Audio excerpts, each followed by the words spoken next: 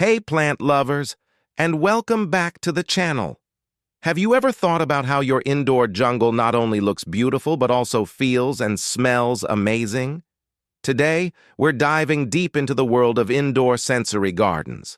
We'll explore how to create a green space that engages all your senses, boosting your mood and turning your home into a true sanctuary.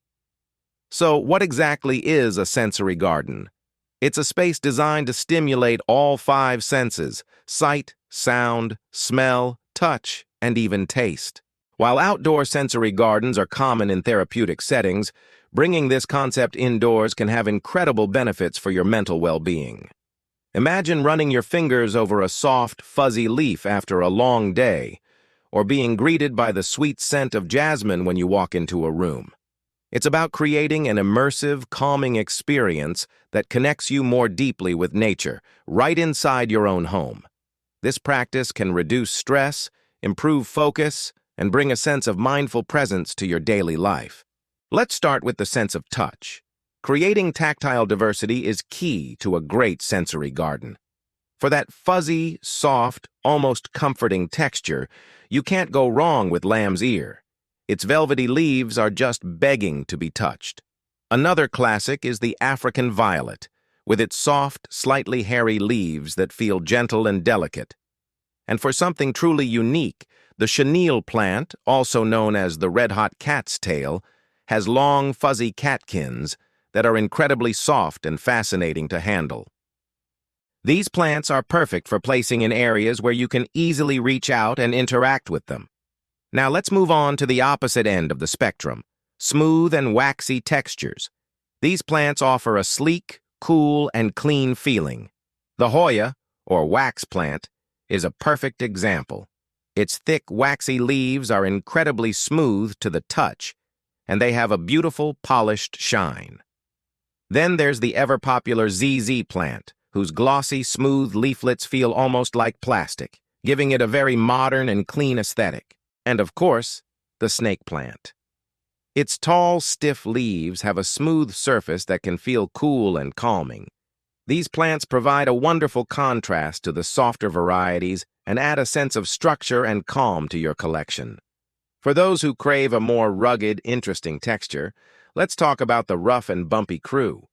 Cacti are the obvious choice here, but be careful with the spines. Many varieties, like some mammillaria, have intricate patterns of spines and ridges that are fascinating to look at and carefully touch. Aloe vera is another fantastic option. Its leaves are smooth on the surface but have toothed edges that provide a gentle, bumpy texture. And then there's Haworthia, often called the zebra plant, which has firm, fleshy leaves covered in raised white bands or bumps, creating a texture that's both rough and intriguing. These plants add a wild, desert-like feel to your indoor garden. To keep these tactile qualities at their best, a little specific care is needed. For fuzzy plants like African violets, avoid getting water on their leaves, as it can cause spotting and rot. It's best to water them from the bottom. Regularly dusting your smooth-leafed plants like Hoyas and Zez plants with a soft, damp cloth will keep them looking shiny and feeling clean, allowing you to fully appreciate their waxy texture.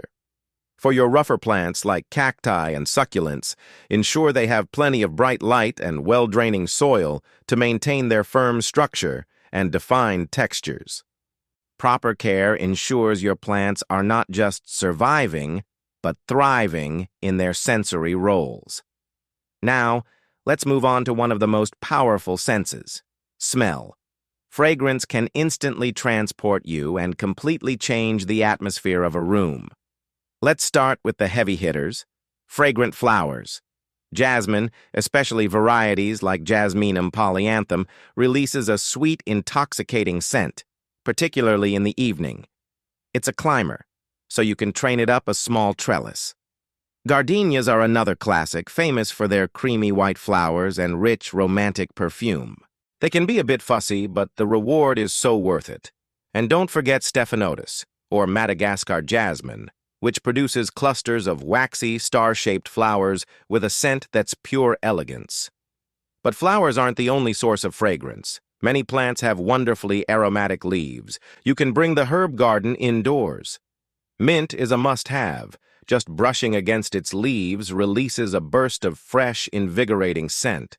The same goes for rosemary, with its pine-like aroma that's both stimulating and comforting. You can grow a small pot of lavender on a sunny windowsill. Its calming scent is perfect for a bedroom or a cozy reading nook. And lemon balm is another easy-to-grow herb whose leaves have a delightful citrusy fragrance when crushed or brushed against.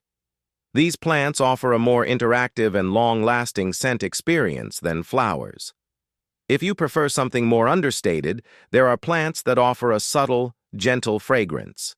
Many orchid varieties, like certain Phalaenopsis or Cattleya hybrids, have a delicate, sweet scent that you might only notice when you get close. It's like a little secret waiting to be discovered. The peace lily is another great example. While its primary appeal is its elegant white spathes and air-purifying qualities, it also emits a very light, clean, and pleasant fragrance. These subtle scents are perfect for smaller spaces or for people who find strong perfumes overwhelming. They add a layer of complexity without dominating the room. So how do you get the most out of these fragrant beauties? Placement is everything. Position your most fragrant flowering plants, like jasmine or gardenia, near a doorway, seating area, or even in your bedroom, where you can enjoy their scent as you relax. For plants with aromatic leaves like mint or rosemary, place them along a walkway or next to a chair where you'll brush past them often, releasing their scent naturally. Good air circulation can help diffuse the fragrance throughout the room, but be mindful not to place delicate flowers in a direct draft. And remember, most fragrant flowering plants need plenty of bright, indirect light to produce those beautiful scented blooms. Now for the fun part, bringing it all together to create your personal sensory oasis. The magic happens when you start combining texture and scent.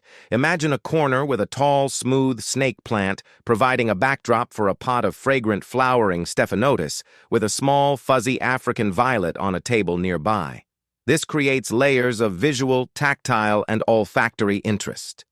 Try to group plants with similar care needs together to make your life easier. For example, your sun-loving aromatic herbs can share a sunny windowsill, while your humidity-loving ferns and gardenias can be grouped in a bathroom or near a humidifier. And don't stop with plants. To make your sensory garden a truly immersive experience, incorporate other elements. The gentle sound of trickling water from a small tabletop fountain can be incredibly calming and mask distracting background noise. For visual stimulation, think beyond the plants themselves. Choose pots with interesting textures, colors, and shapes.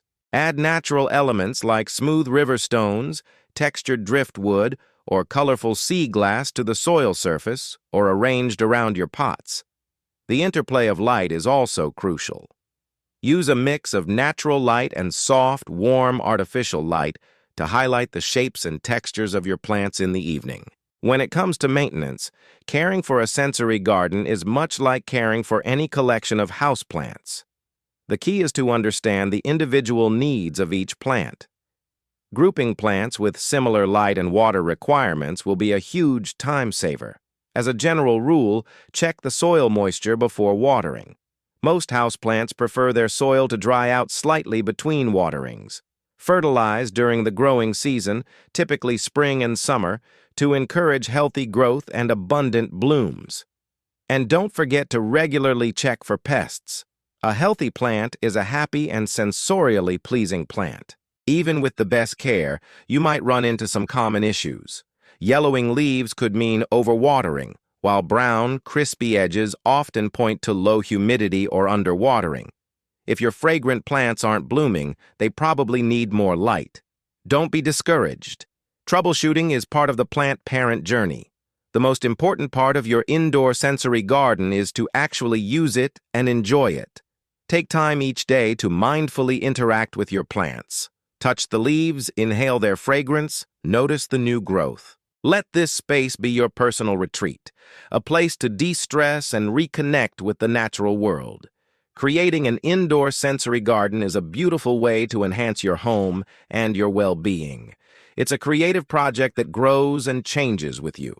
Thanks so much for watching today. I hope you're inspired to start building your own sensory oasis. If you have any favorite sensory plants, share them in the comments below. Don't forget to like this video and subscribe for more plant-filled content. Happy planting!